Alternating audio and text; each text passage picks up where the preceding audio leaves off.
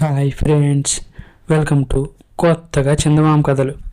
ఈరోజు మనం దొంగకు తోడ్పడిన కొత్వాలు అనే కథ చెప్పుకుందాం. పూర్వం ఒకానొకప్పుడు ఖైరో నగరంలో ముయీన్ అల్దీన్ అనే గజ దొంగ ఉండేవాడు. ఖైరో సుల్తాను ఎంత ప్రయత్నించినా కూడా అతన్ని పట్టలేక చివరికి వాణ్ణి కొత్వాలుగా నియమించారు. నగరంలోని దొంగలు అతనికి వెరిచి కుక్కిన పేనుల్లా ఉండేవారు. ఒకనాడు ముయిన్ వలీగారి ఇంటి ముందు ఆవరణలో పడుకొని ఒక చిన్న కునుకు తీస్తూ ఉండగా ఒక బరువైన మూట వచ్చి అతని పైన పడింది. మయూన్ నిద్రలేచి చూస్తే అక్కడ ఎవ్వరూ కనిపించలేదు. అతని పైన పడిన మూటలో 1000 బంగారు దినారాలు ఉన్నాయి. అబ్బా, నాపై ఇంత అభిమానం ఎవరికి కలిగిందో అనుకుంటూ అతను ఆ దీనారాలను తన జేబులో పెట్టుకున్నాడు. మర్నాడు మళ్ళీ అదే ప్రదేశంలో అతను నిద్రపోతూ ఉండగా ఇంకొక మూట బలంగా వచ్చి తలపై పడింది. అందులో కూడా 1000 దినారాలు ఉన్నాయి. కానీ పడేసిన మనిషి జాడ మాత్రం లేదు. మూడో రోజు అతను నిజంగా నిద్రపోతున్నట్టు నటించాడు. కొంచెం సేపటికల్లా ఎవరో తన జేబు తడుముతున్నట్టు అనిపించి వెంటనే కళ్ళు తెరిచి ఆ మనిషి చేతిని పట్టుకున్నాడు.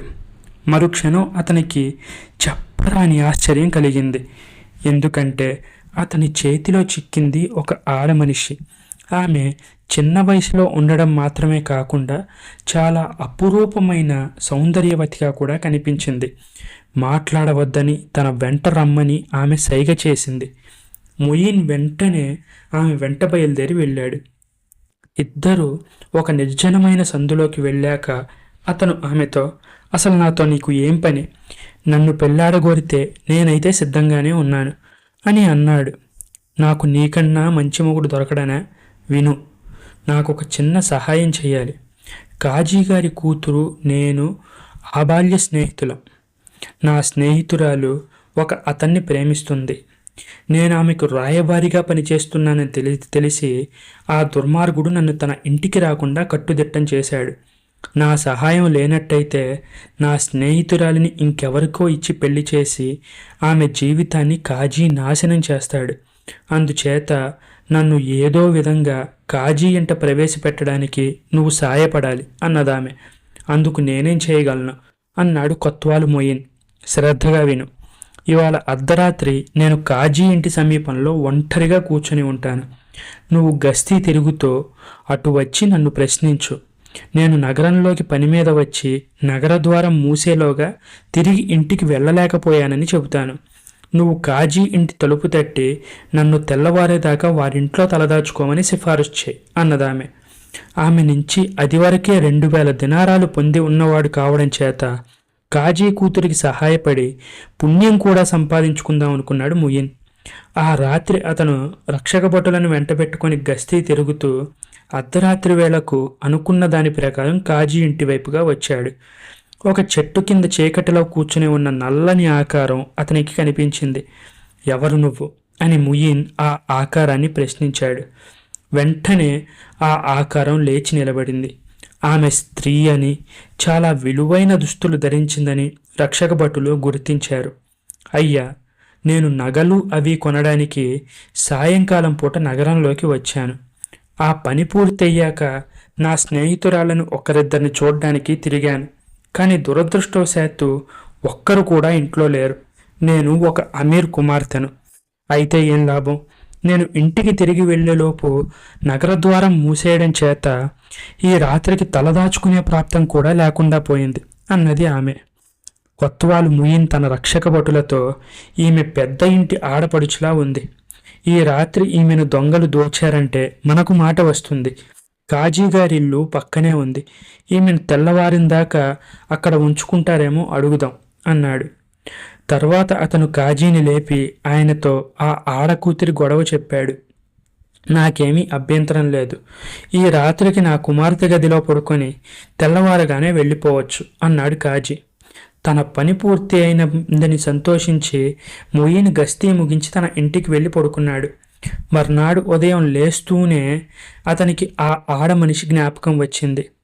ఏదో పని మీద ఆ దారిన వెళ్ళేవాడల్లే అతను కాజీగారి ఇంటి మీదుగా పోతూ లోపలికి అలా తొంగి చూశాడు. మొయిన్ను చూస్తూనే కాజీ తిట్టడం ప్రారంభించాడు. ఏం పని చేశావు, ఎదో పని, రాత్రి అవత్తును తెచ్చి నా ఇంట్లో పెట్టెళ్ళావు. తెల్లారేలోపుగా అది 6,000 దినారాలు కాజేసి పారిపోయింది. నువ్వు దొంగలను పట్టేది పోయి దొంగలకు మద్దతిస్తావా అని ఆయన పెద్దగా కేకలు పెట్టాడు. మొయిన్కు కాళ్ళు వణికాయి, కళ్ళు చీకట్లు కమ్మాయి. ఇప్పుడు ఆలోచించుకుంటే ఆ ఆడమనిషి దొంగతనం చేయడానికి సమర్థురాల్లానే కనిపించింది. అయ్యా క్షమించాలి, ఆ మనిషి చెప్పిన మాటలు నేను నమ్మాను. అనుమానించడానికి నాకేమీ కారణం కనబడలేదు. మీ సొత్తును, దొంగను తెచ్చే భారం నాది అన్నాడు మొయిన్. దొంగలను పట్టుకునే భారం నీది కాకపోతే నాదవుతుందా? ఆ దొంగని నువ్వు 3 రోజుల్లాగా పట్టుకోకపోతే నేనే స్వయంగా నీకు మరణశిక్ష విధిస్తాను అని హెచ్చరించాడు కాజీ. మొయిన్కు ముచ్చెమట్లు పోశాయి. ఖైరో నగరంలో ఉండే లక్షలాది బురకాల్లో దేని చాటున తనకు కావలసిన స్త్రీ ఉన్నది ఎలా పోల్చుకోవడం? తన వల్ల కాదు కదా, ఏ మానవ మాతృడి వల్ల కూడా కాదు.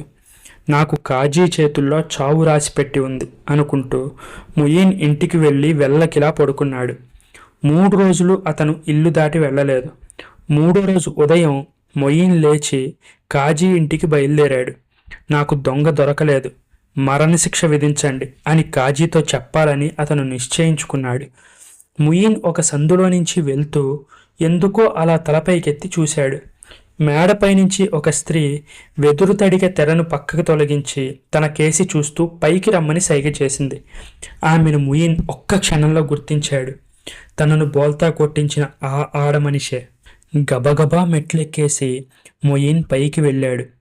ఆమె నవ్వుతూ అతనికి ఎదురు వచ్చి, నా మూలంగా నువ్వు పెద్ద చిక్కులో పడినట్టున్నావే అని అంది. నీ కోసం 3 రోజులుగా నగరం అంతా గాలిస్తున్నాను. అసలు నీ ఉద్దేశం ఏంటి? నీ స్నేహితురాలికి తోడ్పడుతున్నావంటే సహాయపడ్డాను, కానీ అసలు కాజీ డబ్బు ఎందుకు దొంగిలించావు అని మొయిన్ ఆమెతో గట్టిగా అన్నాడు. ఎందుక? వాడు వట్టి పిసినిగొట్టు గనుక.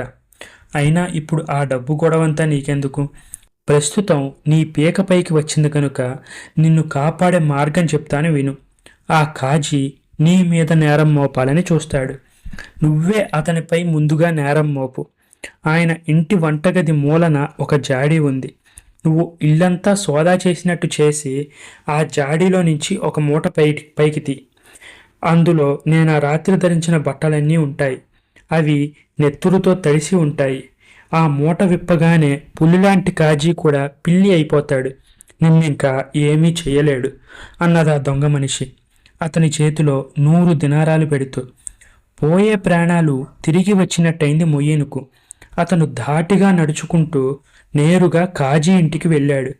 కాజీ అతన్ని చూస్తూనే పనికిమాలిన వెధవ, నా సొమ్మెక్కడ, ఆ దొంగ ఎక్కడ అని రంకెలు వేశాడు. ఆ మాట మిమ్మల్నే అడగాలని వచ్చాను కాజీ గారు. నేను నా రక్షక భటులు నగరం అంతా జల్లెడ వేసామంటే నమ్మండి, కానీ ఆ పిల్ల జాడ చెప్పిన వారు ఒక్కరు కూడా లేరు. ఆమె మీ ఇంట్లో అడుగు పెట్టడం మాత్రం నేను నా మనుషులు కల్లారా చూశాం. మీ ఇంటి నుంచి ఆమె బయటికి వెళ్ళడం చూసిన వారు ఒక్కరు కూడా లేరు. ఆ పిల్ల కానీ ఆమె శవం కానీ మీ ఆవరణలోనే దొరకాలి. దానికోసం వెతకడం కొత్వాలునైనా నా విధి అన్నాడు మొయిన్ దర్భంగా. కాజీ మొహం పాలిపోయింది. కాసేపు ఆయన నోట మాట రాలేదు. చివరికి ఆయన, నువ్వనేది ముమ్మాటికి అసంభవం. ఆమెను ఎవరూ చంపలేదు. ఎందుకు చంపుతాం? పైన పోయిన నా 6,000 దినారాల మాటేమిటి అన్నాడు. దానికైనా సాక్ష్యం ఉంది, మీ మాటే కదా అన్నాడు కొత్వాలు. మొయిన్ ఇల్లంతా వెతికాడు, పెరడంతా వెతికాడు. ఎక్కడ ఆడమనిషి జాడలేదు. ఉండదని అతనికి కూడా తెలుసు. చివరికి అతను తప్పు చేసిన వాడి మొహం పెట్టి కాజీగారి వంటగదిలోకి వచ్చి ఒక స్తంభాన్ని ఆనుకొని నిలబడ్డాడు. ఆ గది మూలన జాడీ ఒకటి ఉంది. అప్పుడు కొత్వాలకు మళ్ళీ కాస్త ధైర్యం వచ్చింది. ఆయన కొత్వాలుతో, ఏది మనిషి శవం, నేను హంతకుండన్నావే, సొమ్ము పోయిందని అబద్ధాలాడానన్నావే, నా అబద్ధాలు హత్యలు రుజువు చేయవే, నా మీదనే ఇంత నేరం మోపుతావా అని గట్టిగా రంకెలు పెట్టసాగాడు. అకస్మాత్తుగా మొయిన్ తలపైకెత్తాడు. నెత్తురు వాసన ఆ జాడి వైపు నుంచి వస్తుంది అంటూ పరిగెత్తి వెళ్ళి మూలనున్న జాడీలో చెయ్యి పెట్టి ఒక మూట పైకి తీశాడు. ఆ మూట విప్పితే అందులో నెత్తురుతో తడిసిన దుస్తులున్నాయి. ఆ దుస్తులు ఆ రాత్రి తన ఇంట పడుకున్న స్త్రీ ధరించినవేనని కాజీ గుర్తించాడు. ఆయన వణిగిపోతూ కొత్వాలుతో, నేను పెద్దవాణ్ణి, పరువుగా బతుకుతున్నవాణ్ణి.